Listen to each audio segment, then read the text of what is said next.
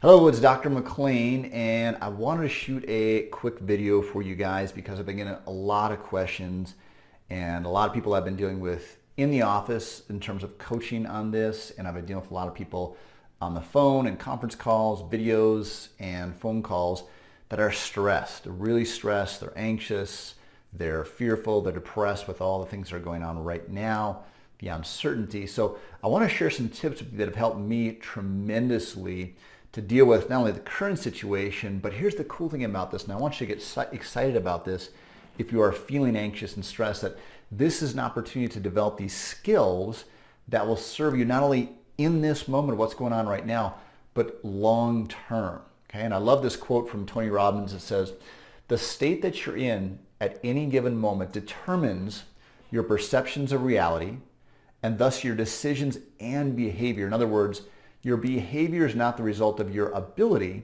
but of the state that you're in the moment. And I'm sure you've done this before, maybe you, not you, I've done this before, where you did something harsh with, you mistreated your spouse or your kids, where you maybe lost your temper with them, not because of necessarily anything that they did, but because you were grumpy in that moment and you kind of took it out on them. We're all human, we've all done that before.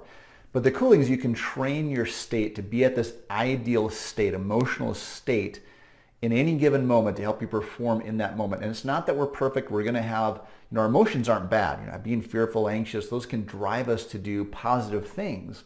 So those emotions are bad, but we want to use those emotions to our advantage. We want to use stress to drive us forward to achieve the goals and the things that we want to have in our life. So you can use these things. Yes, I'll give you some tips that you can start utilizing right away in the moment. Short term, as soon as you get done with this video, you can start to put these into action. But to develop habits that are going to serve you long term that you can use to help you attract more money, to create more wealth, to have better relationships, to get more enjoyment out of your life. I can just tell you my quality of life is so much better today than it was 5 or 7 years ago, not because necessarily my financial situation or different things like that, but I'm just in a much better place emotionally to enjoy my life. And I'm not here to tell you what yours should be, but to develop the skills to develop it to be what you want it to be. And if you have questions on this, please reach out after I get done. Email me, call me, be happy to get on the phone with you. We do lots of coaching on the phone as well if you can't be there in person. So I'm just going to go through 4 things that you can do, maybe some bonus material, but let's start with number 1 is just breathing, okay?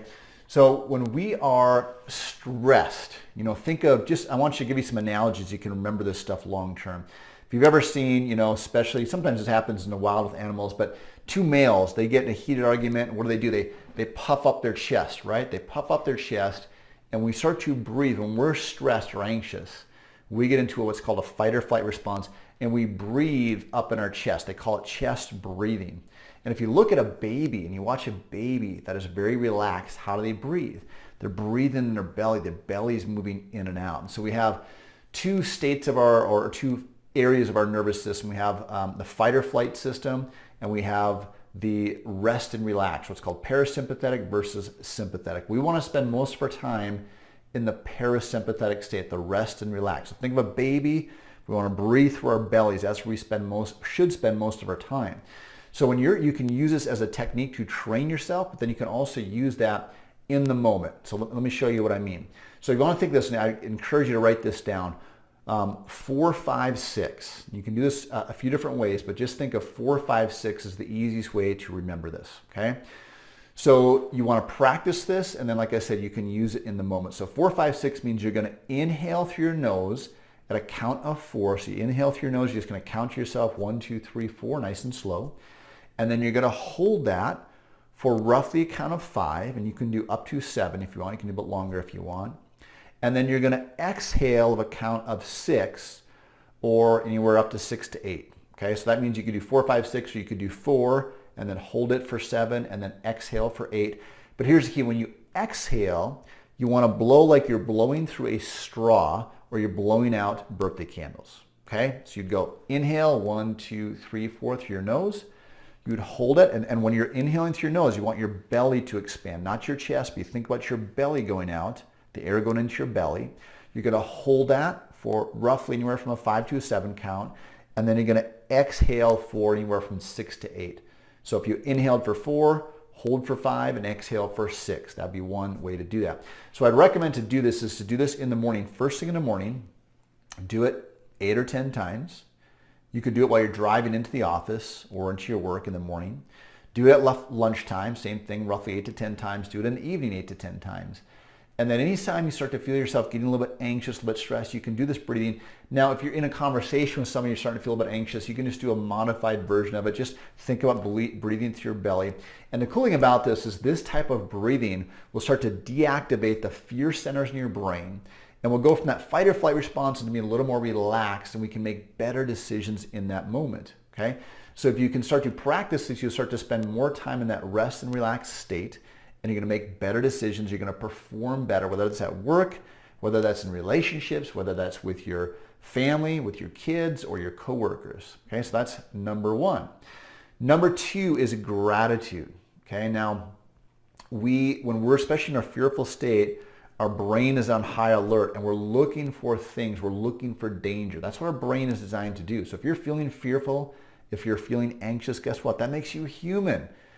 But because of our modern times, we don't need to spend as much time there. We don't need to be in this high alert status. So we need to retrain our brains a little bit to look for more opportunities. You actually have something in your brain called the reticular activating system. It's just like a Google search for your brain, but you program it what to look for. And the more you can start to focus in on gratitude, you're going to find more opportunities to be thankful for.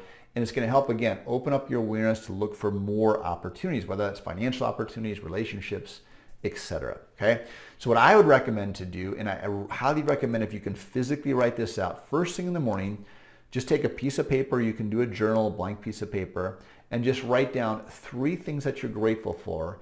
And each time you write those things down, really feel that thing. Okay? So you could write, I would try to do at least one thing that's very, very simple, like running water. Okay? Running water, having a bed to sleep in, having a roof over your head, having food in your fridge, the things that you take for granted. I mean, one of the things I always think about, and it always breaks my heart when I think of a parent that has a child that's very sick or has cancer, or is in the hospital. I've got 3 amazing kids. I'm just so thankful for their health every single day. So you can also contrast this. So you can say, well, yeah, I'm thankful for water, but imagine when you wake up in the morning, you don't have any running water. You'd be a lot more thankful for water. So you can use what's called the contrast principle to kind of double down on that gratitude. So you write that down every single morning, and you're going to start to open up your awareness and start to realize you've got way more things to be grateful for. And if you could operate from that state, meaning when we're in fear, we tend to make bad decisions. Okay, so if you're in a fearful state, you're going to make short-term bad decisions. When you're coming from a place of gratitude, that doesn't mean you don't have a challenge. Maybe you've got a financial challenge, but you're starting with the fact, okay, maybe I don't have exactly the car that I want, but I have a car. Maybe I don't have the home that I want, but I've got a home. So if I can start from that scenario, meaning, okay, thank you for what I have. Now let's make a decision about my finances for the long term versus a fearful situation of what I've got to do right now. Okay, so hopefully that helps. That will make a big, big difference in your life if you can start to operate from that state. Okay, so that's gratitude. Number 3, and this can really, really be a big thing, is some type of a morning ritual. Okay, my wife said she doesn't like the word routine, but you can call it a ritual, you can call it a routine, you can call it a habit. Having a repeatable sequence that you do every single morning when you wake up, and that could include the gratitude. But if you think of like really high-level athletes, football players, baseball players, or maybe actors or actresses, they have a routine that they go through to get them in an emotional state before they perform, right? Because they want to be in this ideal state. They're not just going to wake up and walk out on stage or walk out on the playing field.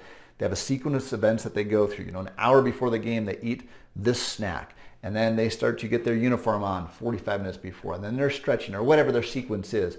A lot of these athletes, I mean, their pre-game routine starts hours and hours before their actual performance. I remember reading about I read a biography on Andre Agassi, the professional tennis player, and he talked about towards the end of his career when he's having more injuries and things like that.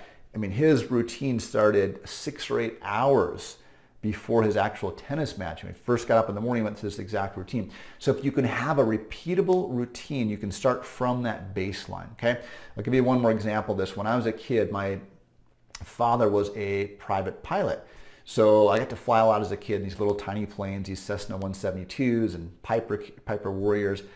And when we go out, and we lived in a small town, in the airfield, I mean, there'd usually be nobody else out there. And so there wasn't a control tower, anything like that. But my dad would go through this pre-flight routine, and he actually had a checklist. He would check this and check this and check this. And he had this tiny little window that he would open up on the in the cockpit of the plane, and he would yell, "Clear!" And before he started the engine, to make sure that there's nobody in front of the plane. Now, there was nobody for miles around. And I thought it was kind of funny that he always did this routine, and he would actually yell out loud, "Clear," but he wanted to be so specific. You're driving down the road in your car and it breaks down, you just pull to the side of the road. It's not that big a deal. But if you're in a plane and you forget to do something like put fuel in or whatever, and your plane breaks down, you're flying, you're probably going to die. So I want you to think about not necessarily life and death, but when you wake up in the morning, having this routine, because each of your days stacks on top of each other and creates the life, good or bad, that you want to have, right? That you desire. And it's these ones each day that we think are, I mean, these little moments that seem insignificant build up to create the life that we love, or maybe the life that we hate, okay? So think of that routine, and it can be 5 minutes long, it can be 10 minutes long, it can be 2 hours long. Mine's about 40 to 45 minutes every single morning. And if you want more advice on help on that, how to set that up, please let me know. I can go through that with you, okay? Last one is a mindset shift, okay? And I discovered this about 3 years ago. I slipped on the ice and I broke my hip. It was just the shocker of my life. I was not expecting that. And it radically altered my life. I was home for about 3.5 months. I went to running my business to be more of a stay-at-home dad. And it really just shifted things for me. But because I had learned some of these techniques before this happened, it helped me tremendously. So if you can just do this one little thing, every time you get into what might be what you consider a crisis situation or a challenging situation, the questions that you ask yourself in that moment will change the way that you approach that challenge and how you respond to that challenge. So one of the things that I was taught is to ask myself, what's the opportunity? What's the opportunity? What's the opportunity? Because when I broke my hip, again, I was kind of a self-quarantine. And I mean, I didn't have to necessarily leave the house, but it was much more challenging. I couldn't drive for a period of time, and I was, quote unquote, stuck in my house. But when I started asking myself, what's the opportunity? What's the opportunity here? Well, as a parent, I got to spend more time with my children. I could go and be more of a stay-at-home dad and spend more time with my children. And I've never met a parent in my life that when their kids were growing up, they ever said, man, I wish I wouldn't have spent so much time with my children when they were younger. I've never heard a parent say that. So I thought, you know what? I've got the opportunity to spend more time with my children. I started to learn some of these skills I'm using now, video skills and internet skills that I didn't have the time to work on before that. I had more time because, again, I was more at home. And so I kept asking myself, especially in those days where I got frustrated and I got angry and I got mad because of what had, quote unquote, happened to me, I started to ask those questions. What's the opportunity? I started to find the opportunity. The only thing you can do is say, why is this happening for me versus to me? When we say what's happening to me, we come from a victim perspective. But you can say, why did this happen for me? Again, you're going to start to look for those opportunities. And there's just always opportunities. That doesn't mean there's not challenges. And it doesn't mean you can't get upset. But you don't want to stay there for the long term, okay? So just starting to ask better questions. One thing you can do is just take a little index card and write these down. Write down these questions.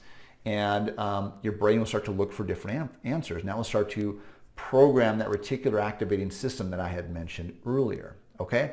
So last thing, just in closing here, is to remember that you want to make these things a habit. So if anything, just start with one of these things. I gave you 4 tips. Start with just one of these things and start to make those a habit. So just start to your gratitude every single day. Do that for a week or two. And once it becomes a habit, then you start to implement the next step. And again, if you have questions or any of these things, please email me. You can message me on Facebook. Call me, and I'd be happy to get on the phone with you. Again, I do coaching with clients online as well on the phone. So I'd be happy to work with you and do anything I can to help you. So any of these questions on this, please let me know.